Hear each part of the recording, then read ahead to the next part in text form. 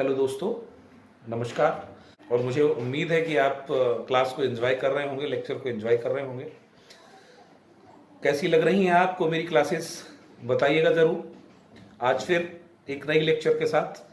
कई सारे बच्चों का बार बार एक ही सवाल आ रहा है, सर पेडागोजी पेडागोजी पेडागोजी। मैंने आपको पहले दिन ही क्लियर कहा था कि मैं पेडागोजी की इस बार जड़ खोद के निकालूंगा।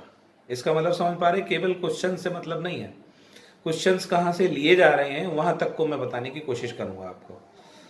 आपको मेरे ऊपर भरोसा होगा। जो ऑफलाइन मुझसे बच्चे पढ़ते रहे होंगे शायद उनको ये चीज़ बहुत अच्छे से पता होगी कि मैं रूट तक ही स्टूडेंट के सामने क्लियर करता हूँ। लेक्चर स्टार्ट करने से पहले मैं एक बात आपको याद दिलाना चाहता हूँ कि मेरी लास्ट लेक्चर जिसमें मैंने हार्वर्ड गार्डनर का बहुप्रतिभा सिद्धांत पढ़ाया था, उस पर एक माइंड मिस्टेक हो गई थी मुझसे। जहाँ मैं लास्ट में बात कर रहा था, एक्चुअली मैं रूम में थोड़ी सी गर्मी ज़्यादा थी, इस वजह से वो मिस्टेक हो गई। उसमें दो लास्ट की जो बुद्धियाँ बताई गई, प्रतिभाएं बताई गई थी, एक अंतः वैयक्तिक और एक अंतर वैयक्तिक। आप अगर उस लेक्चर में जाकर गौर से देखेंगे, मुझे किसी बच्चे ने कमेंट नहीं किया, लेकिन मुझे लगा कि मैं आप तक गलती ना पहुँचाऊँ, मैं खुद ही उसे ठीक कर लूँ। तो आप उसे गौर से देखेंगे तो शायद एक टर्म में गलती हो गई है मुझसे, ऐसे ही भूल बस। मैंने उसमें अंतः वैयक्तिक जो बुद्धि बताई थी उसमें एक उदाहरण मैंने दे दिया था, मनोवैज्ञानिक।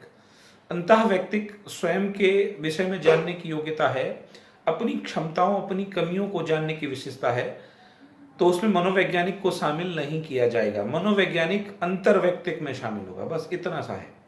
तो आप जब उसे पढ़ेंगे तो याद रखिएगा, आप उसे ठीक कर लीजिएगा कि जो मनोवैज्ञानिक है वो अंतः वैयक्तिक में न शामिल होकर अंतर्वैयक्तिक में, अंतर्वैयक्तिक मतलब दूसरों को समझने की योग्यता क्षमता, इससे संबंधित वो है, तो उसको ठीक कर लीजिएगा।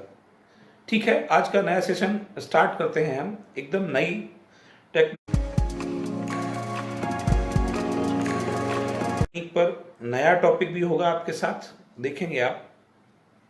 चलिए स्टार्ट करते हैं। शिक्षक व्यवहार में सुधार।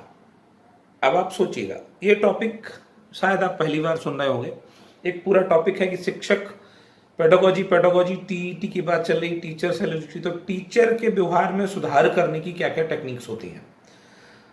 मोस्टली आप देखते होंगे शायद टीचर्स तो लोग हैं, टीचर टीचिंग का काम भी कर रहे हैं, लेकिन उनके व्यवहार को कैसे ठीक किया जाए इसकी जानकारी उनको खुद ही नहीं है। मैं आज वही टॉपिक आपके सामने लेकर आया हूँ। ये आपको बहुत हेल्प करेगा पेडागोजी को इम्प्रूव करने में और पेडागोजी की बेसिक समझने में।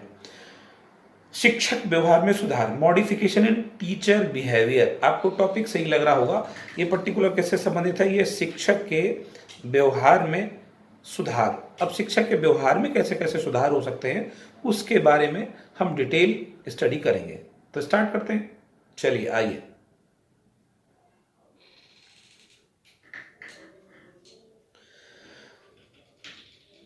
वर्तमान शैक्षणिक प्रक्रिया, एक एक शब्द सुनना, मेरा एक एक सेंटेंस, क्योंकि मैंने सेंटेंस फॉर्मेट को ही अपनाया है। जो सेंटेंस है वो एज इट इज क्वेश्चंस की मानिंद होगा, डायरेक्ट प्रश्न की तरह ही होगा, यही खास बात है। तो वर्तमान शैक्षणिक प्रक्रिया का केंद्र बिंदु शिक्षक माना जाता है। इस चीज को लेकर आप बिल्कुल भी कंफ्यूज मत होइए, शायद मुझे पता है कि आप जरूर कंफ्यूज होंगे। यहां दो सवाल फॉर्म होते हैं, एक तो वर्तमान शिक्षा प्रक्रिया का, शैक्षिक प्रक्रिया का, या फिर शिक्षा का केंद्र बिंदु जब पूछा जाएगा, शिक्षा एजुकेशन का सेंटर पॉइंट पूछा जाएगा, तो फिर चाइल्ड होगा, बालक होगा। लेकिन आप देखेंगे मैंने यहां शैक्षणिक प्रक्रिया का चर्चा किया है, शैक्षणिक प्रक्रिया, टीचिंग प्रोसेस। अब यहां जवाब बदल जाएगा। वर्तमान शैक्षणिक प्रक्रिया का केंद्र बिंदु बालक ना होकर क्या है, शिक्षक है। दोनों में अंतर क्लियर हुआ? अगर हुआ हो तो कमेंट बॉक्स में जाकर कमेंट करिए। अगर पूछा जाता वर्तमान शिक्षा प्रक्रिया का केंद्र बिंदु क्या है, तब बालक है। लेकिन अगर पूछा जाता कि वर्तमान शैक्षणिक प्रक्रिया का केंद्र बिंदु क्या है, तब आपका बन जाएगा शिक्षक।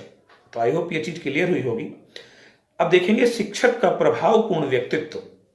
पर्सनैलिटी साइकोलॉजी का बहुत ब्रॉड चैप्टर है, लेकिन वो पर्सनैलिटी होनी कैसी चाहिए, इफेक्टिव, प्रभावपूर्ण व्यक्तित्व एवं व्यवहार छात्रों पर प्रत्यक्ष प्रभाव डालता है। अब समझिए आप, स्टूडेंट्स पर डायरेक्ट इम्पैक्ट आता है। तो शिक्षक की प्रभावशीलता एवं व्यवहारिकता उसके कक्षागत क्रियाकलापों में परिलक्षित होती है। जब एक टीचर क्लासरूम में एंटर करता है तो जो उसकी पर्सनैलिटी है, और वो पर्सनैलिटी कैसी, इफेक्टिव पर्सनैलिटी, उसका बिहेव इफेक्टिव, ये दोनों चीजें डायरेक्ट, इनडायरेक्ट नहीं, डायरेक्ट प्रत्यक्ष प्रभाव डालती हैं। और ये चीजें क्लासरूम में भी दिखाई देती है। परिलक्षित का मतलब स्पष्ट लेक्चर में दिखाई देती है कि टीचर कैसे पढ़ा रहा है। आगे देखते हैं। अब इसके लिए करा क्या जाता है, इसके लिए किया यह जाता है कि शैक्षिक तकनीक शिक्षक के व्यवहार में सुधार लाने, पढ़ते होंगे आप शैक्षिक तकनीक, एजुकेशन टेक्नोलॉजी, बीएड में बीटीसी में पूरा पूरा पेपर है। शैक्षिक तकनीकी, एजुकेशन टेक्नोलॉजी शिक्षक के व्यवहारों में सुधार लाने एवं उनमें वांछित परिवर्तन, वांछित का मतलब जितना चाहिए उतना, वांछित परिवर्तन करने पर विशेष बल देती है। शायद समझ पा रहे होंगे आप इस चीज को। यानी शिक्षक व्यवहार में परिवर्तन लाने के लिए किस चीज की आवश्यकता है, शैक्षिक तकनीकी की, एजुकेशन टेक्नोलॉजी की। अब वो क्या करती है, वो शिक्षक व्यवहार में परिवर्तन लाने के लिए मुख्य रूप से 3 विधियों का प्रयोग करती है। आप देखेंगे कितनी विधियां। अब यहां से सवाल बन सकता है कि शिक्षक व्यवहार में परिवर्तन लाने के लिए कितनी विधियों का प्रयोग किया जाता है। समझिए आप इस चीज को। तो आंसर क्या होगा आपका, 3 विधियों का प्रयोग करती है। और वो पहली विधि कौन सी है, पहला है आपका, पहली विधि है अभिक्रमित अनुदेशन।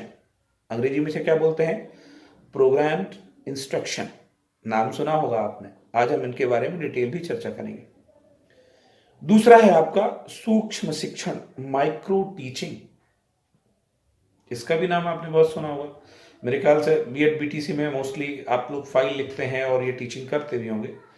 माइक्रो और मैक्रो टीचिंग 2 टाइप्स। तो यहां पर सूक्ष्म शिक्षण, पहला है आपका अभिक्रमित अनुदेशन, प्रोग्राम इंस्ट्रक्शन, दूसरा है सूक्ष्म शिक्षण, माइक्रो टीचिंग, और तीसरा है आपका अंतःक्रिया विश्लेषण, इंटरेक्शन एनालिसिस। All these 3। अब ये 3 विधियां हैं जिनका प्रयोग किया जाता है किसमें, शिक्षक के व्यवहार में वांछित परिवर्तन लाने के लिए। अब समझ जाइए, टीटी, टीचर्स में टीचिंग का गुण लाने के लिए इन 3 विधियों का प्रयोग किया जाता है। अभिक्रमित अनुदेशन का, सूक्ष्म शिक्षण का, अंतःक्रिया विश्लेषण का, प्रोग्राम्ड इंस्ट्रक्शन, माइक्रो टीचिंग और इंटरेक्शन एनालिसिस। इन 3 विधियों का प्रयोग करते हैं। अब इनका एक एक का डिटेल स्टडी करते हैं। अभिक्रमित अनुदेशन पहले। अभिक्रमित अनुदेशन जैसा कि हम जान चुके हैं इसको क्या बोलते हैं, और डिटेल जानने के लिए देखिए आप, अभिक्रमित अनुदेशन संप्रत्यय कॉन्सेप्ट 20वीं शताब्दी की देन है। अगर आपने पढ़ा होगा, मेरा ही लेक्चर अगर आप देखे होंगे तो इंट्रोडक्शन में मैंने आपको बताया था, या फिर और कहीं पढ़ाते होंगे, कि मनोविज्ञान का आज का जो मीनिंग है, वर्तमान स्वरूप है, वो हमको 20वीं शताब्दी में ही मिला है। वर्तमान में मनोविज्ञान का वास्तविक अर्थ जो हम लोग पढ़ते हैं वो क्या है, व्यवहार का विज्ञान है, स्टडी ऑफ ह्यूमन बिहेवियर, या अदरवाइज साइंस ऑफ बिहेवियर। सारी स्टडी देखेंगे आप। अब इसमें भी और अगर देखेंगे, जितने भी लर्निंग से रिलेटेड या जितना भी मनोविज्ञान में बहुत, मतलब कह सकते हो पीक वर्क जिसे कहेंगे, उस सेकेंड डिकेड में हुआ है। 1910 से लेकर 1911 से लेकर और 20 तक हुआ। आप देखेंगे सारी थ्योरी, थॉर्नडाइक का सीखने का नियम, या फिर कोहलर का, हल का, पावलोव का, या फिर बहुत सारी चीजें आप देखेंगे, या फिर कहिए अमेरिका, जर्मनी, इंग्लैंड, फ्रांस, ये सारे ऐसे देश थे जिन देशों ने इस ड्यूरेशन में बहुत सारे एक्सपेरिमेंट किए। तो यहां पर देखेंगे अभिक्रमित अनुदेशन का कॉन्सेप्ट 20वीं शताब्दी की देन है। क्लियर हुआ, 20वीं शताब्दी में से अपनाया गया। सन 1920 में, 1920 में ओहियो स्टेट यूनिवर्सिटी अमेरिका के एक मनोवैज्ञानिक थे जिनका नाम था सिडनी एल प्रेसी। मैंने सारे मेन पॉइंट बोल्ड कर रखे हैं। सिडनी एल प्रेसी ने सर्वप्रथम शिक्षण मशीन का विकास किया। अब देखेंगे टीचिंग में भी एक टीचिंग मशीन का जो डेवलपमेंट किया गया वो कब किया गया, 1920 में, और कब, कहां पर, ओहियो स्टेट यूनिवर्सिटी में। अमेरिका की एक यूनिवर्सिटी है, ओहियो स्टेट यूनिवर्सिटी, वहां पर एक मनोवैज्ञानिक थे जिनका नाम था सिडनी एल प्रेसी, जिन्होंने सर्वप्रथम शिक्षण मशीन का विकास किया। अभी अक्सर सवाल पूछा जाता कि शिक्षण मशीन का सर्वप्रथम विकास किसके द्वारा किया गया? You have noted Sidney L Pressey, जिसे ड्रम ट्यूटर के नाम से जाना गया। अगला पॉइंट, अब वो शिक्षण मशीन किस नाम से जानी गई? ड्रम ट्यूटर के नाम से जानी गई। यहां अगर सवाल पूछा जाता ड्रम ट्यूटर कैसे कहा जाता तो आपका डायरेक्ट आंसर होना चाहिए शिक्षण मशीन को। अधिक सफलता ना मिलने के कारण, अब देखिए उन्होंने काम तो किया है लेकिन दैट वाज नॉट परफेक्ट, वो पूरी तरीके से सफल एक्सपेरिमेंट नहीं था, इसलिए 1932 में इस कार्य को बंद कर दिया गया। तो यहां दो चीजें याद रखना, सिडनी एल प्रेसी ने सबसे पहले शिक्षण मशीन का विकास किस ईयर में किया था? 1920 में किया और 1932 में बंद कर दिया। उसको और किस नाम से जानते थे? ड्रम ट्यूटर के नाम से जाना गया। अगले पॉइंट पर चर्चा करते हैं। 1943 में, उसके बाद बहुत सारे काम हुए, ऐसा नहीं कि स्टॉप हो गया, चलता रहा, कई सारी चीजें हुई, लेकिन 1943 में अमेरिका के ही एक एजुकेशनिस्ट हैं जिनका नाम है बीएफ स्किनर, नाम सुना होगा आपने। बीएफ स्किनर ने हार्वर्ड विश्वविद्यालय की मनोविज्ञान प्रयोगशाला में, कहां की? हार्वर्ड मनोविज्ञान की प्रयोगशाला में प्रेसी के विचारों को आगे बढ़ाते हुए अधिगम के बहुत महत्वपूर्ण सक्रिय अनुबद्ध अनुक्रिया सिद्धांत का प्रतिपादन किया। आप ये अधिगम में पढ़ते होंगे, आपने देखा होगा कि सक्रिय अनुबद्ध अनुक्रिया सिद्धांत जो सीखने का, अधिगम का बहुत महत्वपूर्ण सिद्धांत है, पुनर्वलन का जिसमें प्रयोग किया गया था, जिसका आधार ही पुनर्वलन होता है, उस सिद्धांत का प्रतिपादन किया जो बाद में अभिक्रमित अनुदेशन के विकास का आधार बना। क्लियर हुआ यहां तक? 1943 में बीएफ स्किनर ने हार्वर्ड विश्वविद्यालय की मनोविज्ञान प्रयोगशाला में प्रेसी के विचारों को आगे बढ़ाते हुए अधिगम के सक्रिय अनुबद्ध अनुक्रिया सिद्धांत का प्रतिपादन किया जो बाद में अभिक्रमित अनुदेशन, अभिक्रमित अनुदेशन जो पढ़ रहे हैं, जो हमारा टॉपिक है, अभिक्रमित अनुदेशन के विकास का आधार बना। क्लियर है यहां तक? आगे बढ़ते हैं। अब अभिक्रमित अनुदेशन है क्या, इसको समझिए। अभिक्रमित अनुदेशन का अर्थ, मीनिंग ऑफ प्रोग्राम्ड इंस्ट्रक्शन, अंग्रेजी भाषा के दो शब्दों, एक तो प्रोग्राम्ड और इंस्ट्रक्शन, दो शब्दों का हिंदी अनुवाद है प्रोग्राम्ड, इंस्ट्रक्शन। आगे और देखते हैं, यह दो शब्दों से मिलकर बना है, पहला है आपका प्रोग्राम्ड और दूसरा कौन सा है? इंस्ट्रक्शन। इसे और अच्छे तरीके से समझने के लिए आगे चलते हैं। प्रोग्राम्ड का आशय अभिक्रमित अथवा क्रमबद्ध, और सरल करिए अभिक्रमित को, क्रमबद्ध, ऑर्डरली, योजनाबद्ध, एज ए प्लानिंग, और इंस्ट्रक्शन का आशय अनुदेशन अथवा डायरेक्शन और शिक्षण। इससे सरल क्या हो सकता है? दोनों वर्ड क्लियर हुए होंगे। प्रोग्राम्ड का अगर हम सरल मीनिंग निकालेंगे तो क्रमबद्ध अथवा योजनाबद्ध हो जाएगा, और इंस्ट्रक्शन का अगर अर्थ निकालेंगे तो डायरेक्शन अथवा शिक्षण।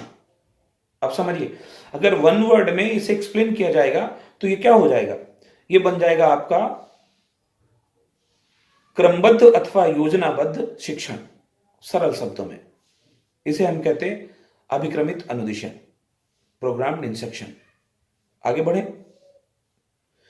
सामान्य अर्थों में क्रमबद्ध अथवा योजनाबद्ध अनुदेशन या शिक्षण, इसका अर्थ है अभिक्रमित अनुदेशन को क्रमबद्ध अथवा योजनाबद्ध अनुदेशन या शिक्षण कहा जाता है। अब इसमें होता क्या है? इसमें पढ़ाई जाने वाली विषय वस्तु को अनेक छोटे छोटे एवं नियोजित खंडों, नियोजित प्लान, नियोजित खंडों एवं सोपानों में छात्रों के समक्ष प्रस्तुत किया जाता है। देखेंगे छोटे छोटे टुकड़ों में। अब आप देखेंगे शायद नर्सरी क्लास में आपने देखा होगा कि नर्सरी स्कूल्स में या प्राइमरी स्कूल्स में जो बच्चों को सिखाने के तरीके होते हैं, शायद वो स्टेप में ही होते हैं, शायद नहीं, कंफर्म करिए, स्टेप में ही होते हैं। आपने देखा होगा आकृति बनानी होती तो पहले नंबर से नंबर मिलवाते या फिर उसे सीधी लाइन करवाना सिखाते, तो एक टाइम में सीधी लाइन सीधी लाइन सीधी लाइन, फिर टेढ़ी लाइन टेढ़ी लाइन टेढ़ी line, half circle half circle half circle, वही सारे काम। इसका मतलब अभिक्रमित अनुदेशन में जो विषय वस्तु है उसको अनेक छोटे छोटे एवं नियोजित खंडों एवं सोपानों में छात्रों के समक्ष प्रस्तुत किया जाता है। छात्र स्वयं प्रयास करके अपनी गति से ज्ञानार्जन करता है। समझिए यहां पर एक तो वो स्वयं प्रयास करता है। आप देखा होगा जब कभी आप शिक्षण पढ़ते हो उसमें स्वतंत्रता का सिद्धांत लगा हुआ है। शिक्षण का सबसे महत्वपूर्ण सिद्धांत स्वतंत्रता का सिद्धांत, खोज का सिद्धांत, अनुक्रिया का सिद्धांत।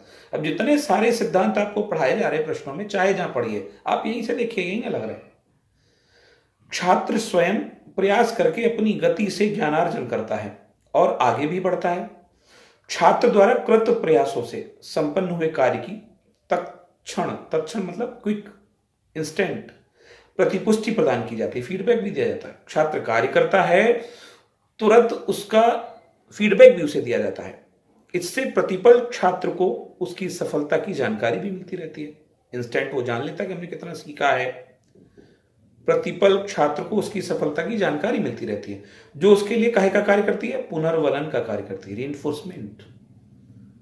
इससे क्या होता, इससे छात्र का आत्मविश्वास, कॉन्फिडेंस लेवल बढ़ जाता है। और आपको पता होना चाहिए, जब से आप तैयारी करने बैठे होंगे सीटेट की, उसमें यही बताया जाता है कि इन द क्लासरूम एक बच्चे का कॉन्फिडेंस लेवल बढ़ाओ।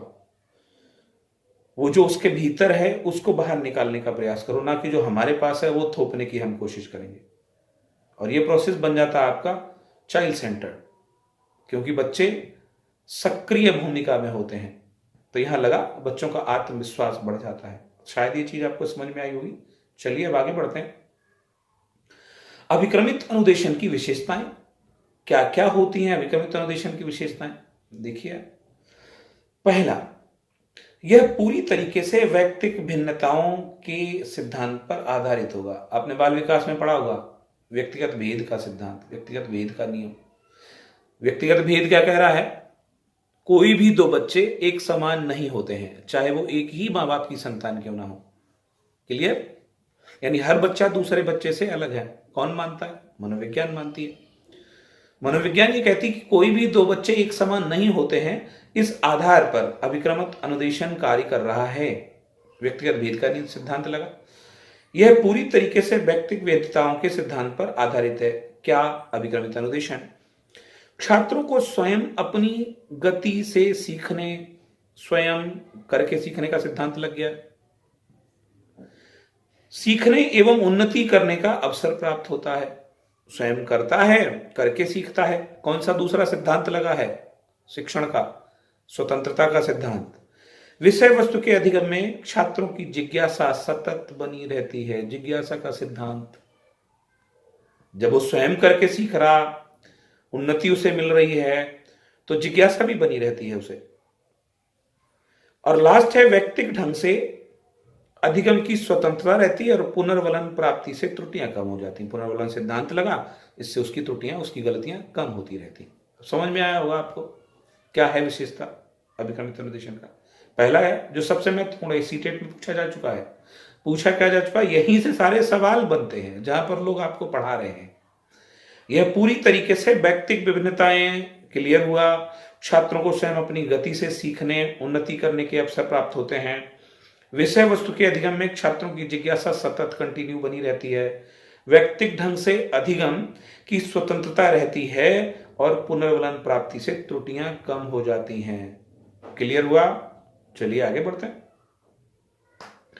अभिक्रमित अनुदेशन के सिद्धांत, that's very very important. Direct सवाल पूछा जाता है कि अभिक्रमित अनुदेशन के सिद्धांतों का प्रतिपादन किसने किया? One of the one, BF Skinner. अगर ये सवाल पूछा जाता है कि अभिक्रमित अधिगम के सिद्धांतों का प्रतिपादन किसके द्वारा किया गया है, तो बीएफ स्किनर। क्लियर? अब बीएफ स्किनर ने कोई एक सिद्धांत ही नहीं दिया अभिक्रमित अनुदेशन का, 5 सिद्धांत दिए हैं। तो 5 सिद्धांत कौन कौन से हैं बाई नेम समझने की कोशिश करते हैं। पहला है लघु पदों का सिद्धांत। लघु छोटे छोटे, तो प्रिंसिपल ऑफ स्मॉल स्टेप्स। अब अभिक्रमित अनुदेशन में जो स्मॉल स्टेप्स हैं उनको स्किनर ने क्या कहकर संबोधित किया? उनको फ्रेम कहा है। ये माइल्ड सवाल हो सकता है, बहुत इंपॉर्टेंट हो सकता है कि फ्रेम क्या है। तो समझिए फ्रेम क्या है? स्मॉल स्टेप्स हैं, लघु पद हैं। कहां? अभिक्रमित अनुदेशन में। दूसरा है सक्रिय अनुक्रिया सिद्धांत। प्रिंसिपल ऑफ एक्टिव रिस्पॉन्डिंग पूरी थ्योरी अधिगम में ये है ही। मैं इसे आगे भी पढ़ाऊंगा, जब अधिगम के सिद्धांत पढ़ाऊंगा तो ये सिद्धांत एक बार पुनः पढ़ाऊंगा। तीसरा है तत्क्षण प्रतिपुष्टि का सिद्धांत, principle of immediate confirmation of feedback. Feedback प्रतिपुष्टि, आप कार्य करते हैं उसका अच्छा और बुरा तुरंत मिलना, फीडबैक हुआ। टीचिंग में इसका प्रयोग किया जाता होगा, जब आपने माइक्रो टीचिंग की होगी तब जो फाइल आप लेकर पढ़ाते हैं लेशन पर, उसके साथ एक होती है क्रिटिक्स बुक, उसमें फीडबैक लिखी जाती है। अगला है स्वगति का सिद्धांत। स्वगति सेल्फ, बच्चा अपने आप कर रहा, तो प्रिंसिपल ऑफ सेल्फ पेसिंग। और पांचवा और अंतिम सिद्धांत है स्वमूल्यांकन। इसका मतलब ये सारे हैं, बच्चा खुद से सीखना शुरू करता है और खुद ही अपना मूल्यांकन भी करता है, तो प्रिंसिपल ऑफ सेल्फ इवैल्यूएशन। ये 5 सिद्धांत। अब यहां 2 सवाल समझिए। अगर पूछा जाता है कि अभिक्रमित अनुदेशन के कितने मुख्य सिद्धांत हैं, तो 5 आपको नाम याद रहेंगे। पहला लघुपदों का सिद्धांत, सक्रिय अनुक्रिया का सिद्धांत, तत्क्षण प्रतिपुष्टि का सिद्धांत, स्वगति का सिद्धांत, और लास्ट है स्वमूल्यांकन का सिद्धांत। ये दिए किसने हैं? ये बीएफ स्किनर के द्वारा दिए गए हैं। क्लियर? आगे बढ़ते हैं। अभिक्रमित अनुदेशन के लाभ, बेनिफिट्स क्या क्या हो सकते हैं, समझिए। अगर हम बात करेंगे कि अभिक्रमित अनुदेशन से एक टीचर को क्या क्या लाभ हो सकता है, समझिए, या फिर बच्चे को क्या क्या लाभ हो सकता है। देखो आप, अभिक्रमित अनुदेशन से सबसे पहला लाभ यह है कि ये अभिक्रमित अनुदेशन पूरी तरीके से मनोवैज्ञानिक सिद्धांतों पर आधारित है। मनोविज्ञान का इतना प्रयोग हो रहा है एज ए टीचर। सबसे पहले पूछा जाता है टीचर को मनोविज्ञान के ज्ञान की आवश्यकता क्यों है? इसका मतलब बच्चे के व्यवहार को समझने के लिए।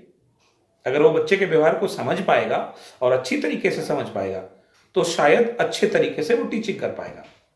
पक्का? तो सबसे पहला लाभ ये है कि अभिक्रमित अनुदेशन पूरी तरीके से मनोवैज्ञानिक सिद्धांतों पर आधारित है। पहला लाभ ये हुआ। दूसरा, छात्र अधिक सक्रिय रहते हैं। सीखते तो वैसे भी हैं बिना अभिक्रमित अनुदेशन के भी, लेकिन जब अभिक्रमित अनुदेशन का प्रयोग करते हैं तब उनकी सक्रियता बढ़ जाती है। छात्रों में आत्मविश्वास प्रबल रहता है। 2 चीजें आपने पढ़ा, बच्चा सीखता है, स्वयं मूल्यांकन करता है, इसका मतलब उसको अपना परिणाम खुद ही पता चलता है, सीखता ही है वो, तो उसका कॉन्फिडेंस लेवल मजबूत हो जाता है। छात्रों में स्व अध्ययन की आदत पढ़ चुके थे पिछले लेक्चर में, तो स्व अध्ययन, सेल्फ रीडिंग की हैबिट का विकास हो जाता है। कक्षा अनुशासन की समस्या नहीं रहती। अक्सर आपने देखा होगा, मेरे जितने सारे स्टूडेंट्स हैं वो ऑफलाइन क्लास में मुझसे पूछते हैं कि सर आपकी क्लास में कभी अनुशासन की कोई प्रॉब्लम ही नहीं होती है। इसका मतलब मैं थ्योरेटिकल जो चीजें हैं उनको क्लास में भी अप्लाई करता हूं, इसलिए इस टाइप की कोई प्रॉब्लम होती नहीं है। जब आप पढ़ाएंगे इन सारे स्ट्रक्चर्स को फॉलो करते हुए तो मेरे ख्याल से अनुशासनहीनता की सवाल ही नहीं उठता, तो कक्षा अनुशासन की समस्या नहीं रहती है। क्लियर हुए अभिक्रमित अनुदेशन के लाभ? अब यहां से ज्यादातर चांसेस, एक चीज बहुत अच्छे से समझिएगा, सीटेट का जो क्वेश्चन पैटर्न है वो मच एंड मोर निगेशन पर टिका हुआ है। वो पॉजिटिव चीजें नहीं पूछता है, बस इतना समझ लेना। मैंने यहां आपको पॉजिटिव पढ़ाया, ये लाभ होते हैं, लेकिन अगर आपने सीटेट दिया है या देते होंगे पुराने पेपर देखिए, तो उसमें ज्यादातर क्वेश्चन निगेशन मोड में जाएगा। सवाल भी अगर यहां ड्रॉ करना है तो फिर 3 यहां से होंगे, 1 कहीं और से होगा जो नहीं होगा, तो सवाल इजीली बनकर आएगा। अभिक्रमित अनुदेशन का लाभ नहीं है या फिर अभिक्रमित अनुदेशन का के अतिरिक्त लाभ हैं, तो एक नेगेटिव में होगा। इन सारे क्वेश्चंस की हम प्रैक्टिस करवाएंगे ऑनलाइन बोर्ड पर आपको, तो आप यहां समझेंगे। हम पढ़ा तो आपको पॉजिटिव रहे, लेकिन पॉजिटिव सीखकर नेगेटिव भी याद रखना अकॉर्डिंग टू एग्जाम नेचर। आगे बढ़ते हैं। अभिक्रमित अनुदेशन के प्रकार वेरी वेरी इंपॉर्टेंट है। अब पूछा जाए कि अभिक्रमित अनुदेशन के कितने प्रकार होते हैं, तो सबसे पहला, अभिक्रमित अनुदेशन के 3 प्रकार होते हैं, जिसमें पहला है आपका रेखीय अभिक्रमित अनुदेशन, लीनियर प्रोग्रामिंग। इसको क्या बोलेंगे? लीनियर। आप याद रखना, रेखीय अभिक्रमित अनुदेशन, सॉरी। दूसरा है शाखीय अभिक्रमित अनुदेशन, इसको ब्रांचिंग प्रोग्रामिंग बोलते हैं।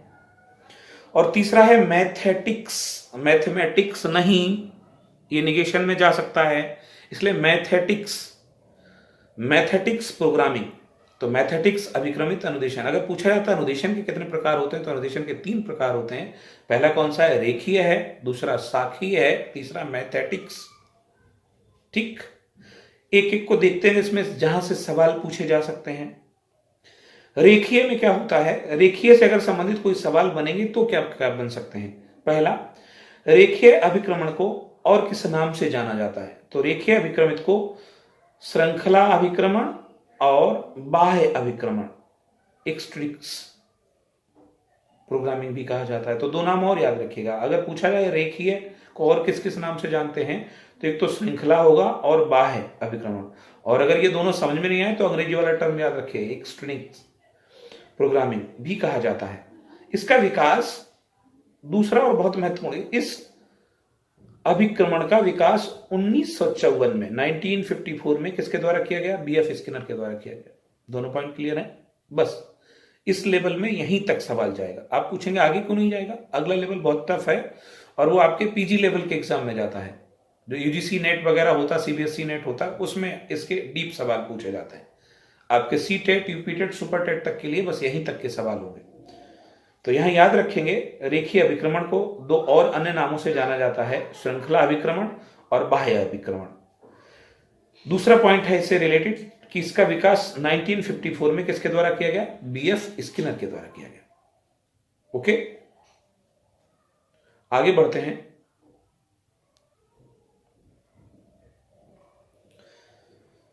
तो ये चीजें याद रहेंगी आपको रेखीय अभिक्रमण के बारे में, किसका विकास सन 1954 में बीएफ स्किनर के द्वारा किया गया। आगे बढ़ते हैं। साखी अभिक्रमण, इसको ब्रांचिंग प्रोग्रामिंग बोलते हैं। अब पूछा रहा है इसके नाम क्या क्या होते हैं, तो देखेंगे इसे आरेखीय अभिक्रमण अथवा आंतरिक अभिक्रमण, 2 नाम उसके भी थे, 2 नाम इसके भी हैं। वो साखीय याद रखना, ये आरेखीय है। रेखीय, साखीय, साखी के साथ आरेखीय अथवा आंतरिक, इंट्रिंसिक प्रोग्रामिंग भी कहते हैं। देखिए आप, इंट्रिंसिक प्रोग्रामिंग, इसका निर्माण भी 1954 में नॉर्मन क्राउडर के द्वारा किया गया। तो इसका मतलब स्किनर और नॉर्मन क्राउडर, 2 तो याद रहेंगे आप। और इसमें लास्ट है आपका मैथेटिक्स अभिक्रमण। मैथेटिक्स प्रोग्रामिंग में क्या है? इसके 2 नाम तो नहीं, इसका एक ही नाम है, अवरोही श्रृंखला अवरोही श्रृंखला अभिक्रमण, रेट्रोग्रेसिव चेनिंग प्रोग्रामिंग कहते हैं इसको। इसका निर्माण सन 1962 में। आप इस चीज को याद रखना,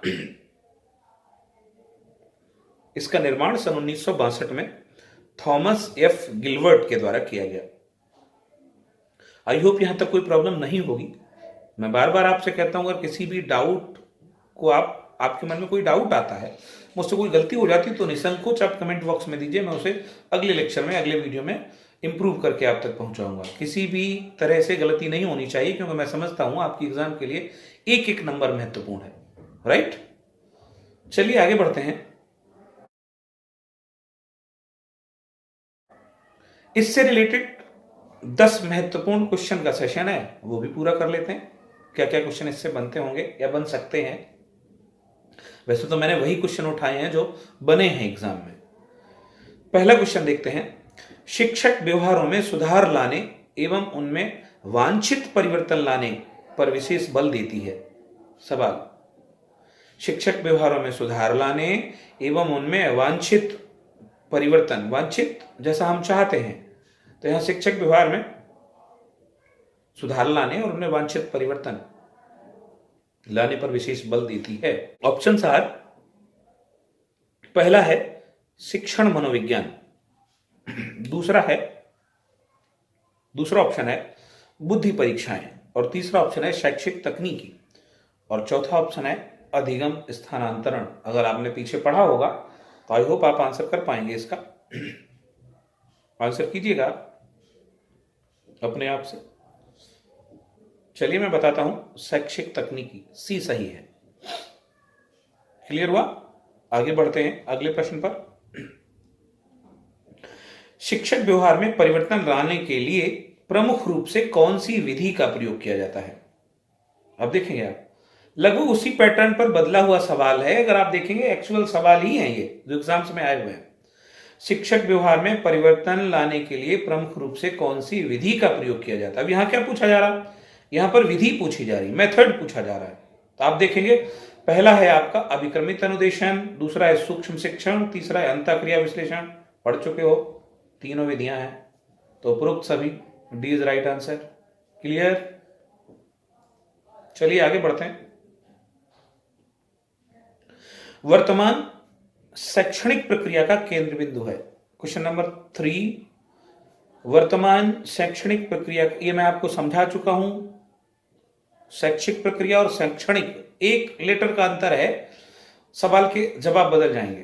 तो वर्तमान शैक्षणिक प्रक्रिया का केंद्र बिंदु क्या है? ऑप्शन ए पाठ्यक्रम, ऑप्शन बी शिक्षक, ऑप्शन सी शिक्षार्थी, ऑप्शन डी प्रशासन। इजी है, पढ़ चुके हैं आप इसको भी। B is right answer. आगे बढ़ें, चलिए देखते हैं अगला क्वेश्चन। सर्वप्रथम शिक्षण मशीन का विकास किया। क्वेश्चन क्लियर है? सबसे पहले शिक्षण मशीन का विकास किसके द्वारा किया गया? Sidney L Pressey, B F Skinner, John रॉट्स Watson, Wolfgang Kohler. I hope clear होगा। ए सही है, सिडनी एल प्रेसी। बढ़ते हैं अगले क्वेश्चन पर। क्वेश्चन नंबर 5, स्किनर ने सक्रिय अनुबद्ध अनुक्रिया सिद्धांत का प्रतिपादन किया। इंपॉर्टेंट सवाल, सारे ही इंपॉर्टेंट है। 1920 में, 1932 में, यानी 1920 में, बी ऑप्शन है आपका 1932 में, सी ऑप्शन है 1940 में, डी ऑप्शन है 1943 में। याद हो अगर आपको तो देख लो आप, 1943 right answer, D is correct answer. Clear? आगे बढ़ते हैं। क्वेश्चन नंबर 6, अभिक्रमित अनुदेशन के विकास का आधार माना जाता है। जिस पर अभिक्रमित अनुदेशन जिस सिद्धांत पर टिका हुआ है उसका नाम क्या है? तो पहला ऑप्शन है आपका साहचर्य अधिगम का सिद्धांत। याद है आपको साहचर्य अधिगम का सिद्धांत? थॉर्नडाइक अगर पढ़े होंगे तो थॉर्नडाइक के नियमों से लिया गया है ये साहचर्य अधिगम। दूसरा है आपका अंतर्दृष्टि का सिद्धांत, ये भी याद होगा आपका, सूझ अंतर्दृष्टि। और तीसरा है आपका सक्रिय अनुबद्ध अनुक्रिया सिद्धांत, और लास्ट है आपका अनुकूलित अनुक्रिया सिद्धांत। देखेंगे चारों में अगर क्लियर करते हैं तो पहला कहीं ना कहीं रिलेटेड ये सिद्धांत तो नहीं है, लेकिन एक नियम है सीखने का। ये थॉर्नडाइक से रिलेटेड है पहला वाला। दूसरा अंतर्दृष्टि का सिद्धांत, ये वुल्फगैंग कोहलर वगैरह से संबंधित है, कोहलर, वर्दीमर, कोफका से। सक्रिय अनुबंधन ये आपका स्किनर से ही है, और अनुकूलित अनुक्रिया का सिद्धांत पावलो से संबंधित है। तो इसका मतलब सी सही है। अभिक्रमित अनुदेशन के विकास का आधार किसे मानते हैं? स्किनर के सिद्धांत को। तो सी इज राइट आंसर। ओके, चलिए आगे बढ़ते हैं। क्वेश्चन नंबर 7, अभिक्रमित अनुदेशन के सिद्धांतों का प्रतिपादन किया। ऑप्शन नंबर 1 थॉर्नडाइक ने, ऑप्शन नंबर 2 हल ने, सीएल हल, तीसरा पावलोव, चौथा स्किनर। बताने की जरूरत शायद नहीं होगी, Skinner. D is right answer. अगला क्वेश्चन, निम्न में से अभिक्रमित अनुदेशन का प्रकार नहीं है। देखिए निगेशन का सवाल आ गया सीटेट में, जो पैटर्न मैंने आपको बोला था। निम्न में से अभिक्रमित अनुदेशन का प्रकार नहीं है।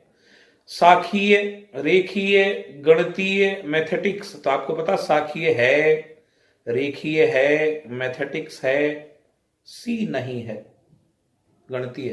यही हमारा आंसर होगा। 3 है, 1 नहीं है। लॉक किया जाए, सी इज राइट आंसर। क्लियर? चलिए आगे बढ़ते हैं।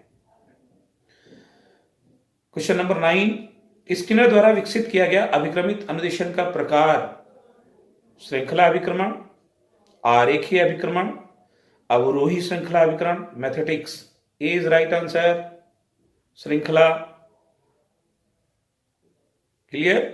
अभी अभी जस्ट पढ़ा आपने।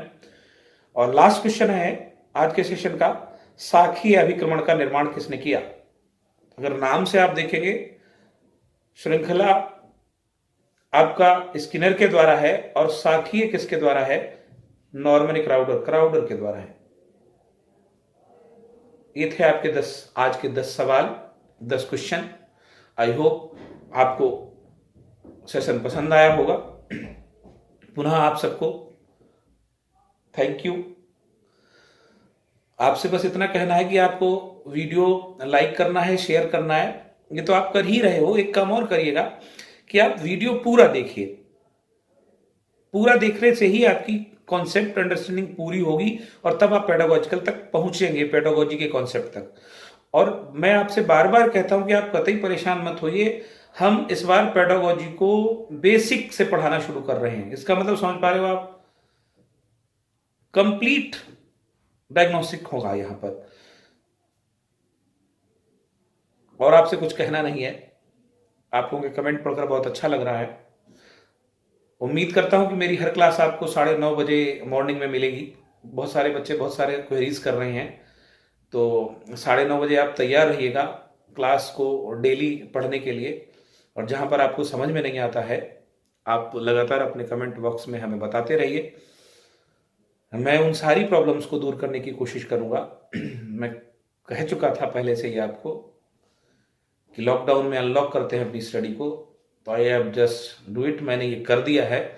आप भी मेरे साथ अपनी स्टडी को अनलॉक करिए। नई भर्तियां आने वाली हैं, जब भी आएंगी तो ये तय है कि आप उनमें अपना स्थान, अपनी पोजीशन पक्की करने के लिए लेक्चर को पूरा देखें, पढ़ते रहें, लगातार लाइक, सब्सक्राइब और कमेंट करते रहें। Thank you very much.